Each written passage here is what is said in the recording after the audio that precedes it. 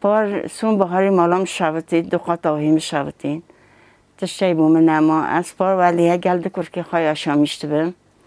کرکی میشی بوشن یعنی بطالن انشی میش مماله وندا öğrenci yon hene مدوی yardım کردن من قای مقام روز مالام شرطیش zaten گوندوی گومی یاردمی بدن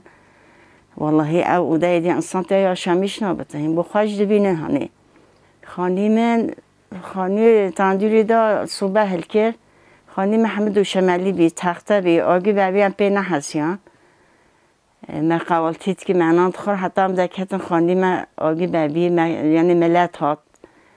هر کس گونده همه هات نشیارش کن ایستفالیه هات سیچال هات نشیارش کن حتی همه شابتی دوشه من تخته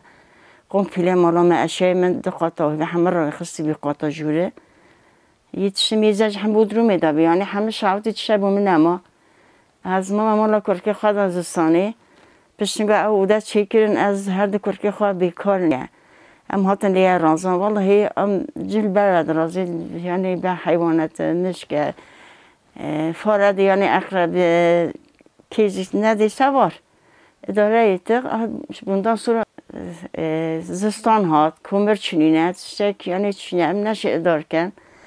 تشتک من والله تشتک مالدن نما از چون من بس حفته که کرکی متشوه بخواه شوله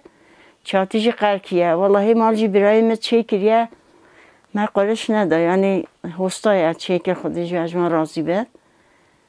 چاتی از همه قرک نه کری بخواد شول گذاشت بسیم شول کن قرمری خرازی کن هایشتا حالی ما پیشان اری والله همین که هر ادارت کنی دی ادار نبچیم کی ام قردارن سلام دارن تشتای من نما مانا حیری والله بیجمت بس هفته که شمالا کرکی خدا کرکی میشه که چو از چنی چند لیه آشامیش بیم او دکی ما ادارت کن خودم هر کرکی خواهم نید رازی خودی پیغمبرم همه و ها ما شوان کی به حیوانات کرکی مازنن گنجن یا شامیش بیرم مجیبه تشتک چنی نه نشین تشتکی هلدرم والله ده تربه کرکی آرقر که مپاد خواهم مبخواد آندیه لیه چی که بی افجی خلاص خودی کرکی هلم چونه جبون و خاطری چنده از مالا کلی خدا یا شامیش بیم